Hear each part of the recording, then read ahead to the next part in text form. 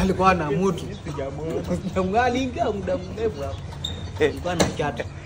Sasa jamani, Karibu. Sasa hizi sio niko speed kidogo.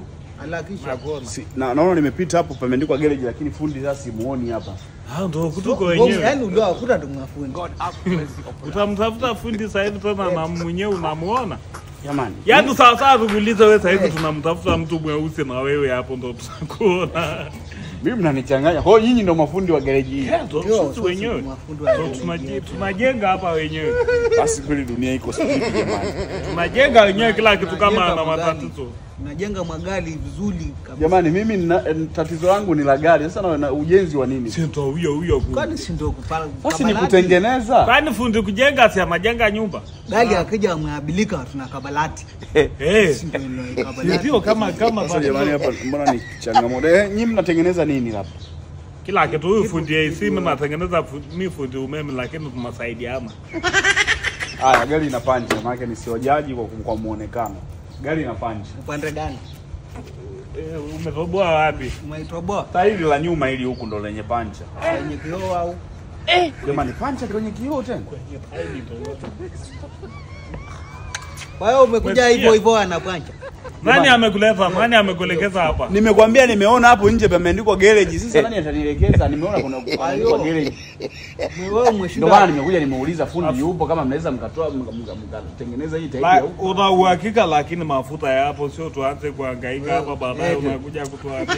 Ngoja baada haya mafuta yameingiaje hapa? Mimi ndio maana nauliza fundi yuko wapi mnanipa. Sisi ndio mafundi ndio maana tunauliza. Kio anashuka. Kio anashuka vizuri. Nimesikia tatizo. Sawa, sisi tunaweza kutengeneza tume 200,000. 200,000 pale. Sio ndo tunakutengenezea mpaka tunakuwekea na kila kitu tunapiga nonani. Yaani ukiona sasa rangi ya nini mimi nataka tairi tu lizibe.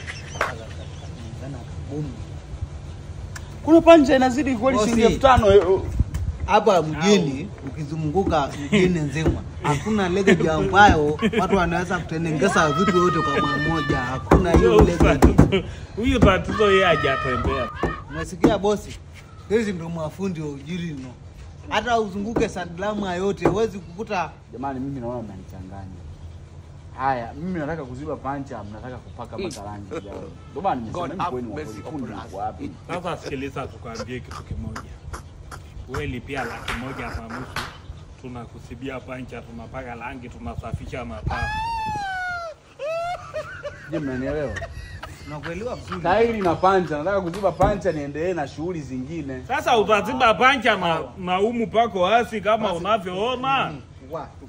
Chukua funguo washa.